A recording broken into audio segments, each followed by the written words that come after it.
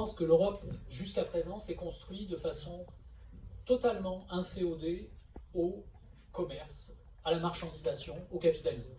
L'Europe, ça a été essentiellement construit pour élargir le marché, faire tomber les barrières douanières, faire tomber les barrières commerciales et augmenter le commerce, au bénéfice des plus grandes fortunes, au bénéfice des marchands, sans que pour l'instant ça se traduise beaucoup par des progrès sociaux.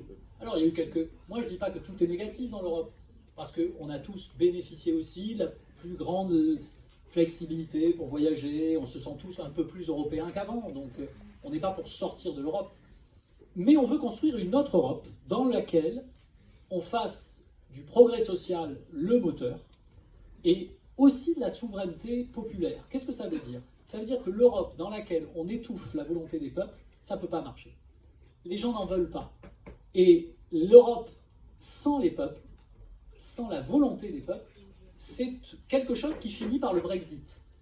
Et donc nous, on n'est pas pour ça, mais on veut une Europe où les peuples ont la parole et où on peut construire. Alors, quand on est une union de nations européennes libres et associées, ça veut dire que à chaque fois qu'on veut construire quelque chose, on le fait dans la démocratie.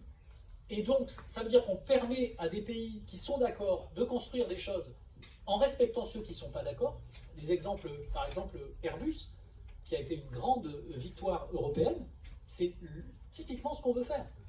Une production concertée, collective, avec les pays qui veulent s'engager, sans obliger les pays qui ne le veulent pas.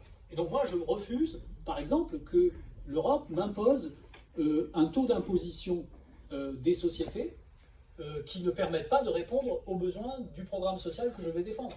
Et donc, je m'y oppose complètement. Je veux, moi, que la France continue à avoir le plus grand standing social, le plus beau système de protection sociale et de santé, même si certains pays voudraient qu'on baisse les soi-disant charges cotisations, que j'appelle cotisations sociales, pour respecter les standards européens.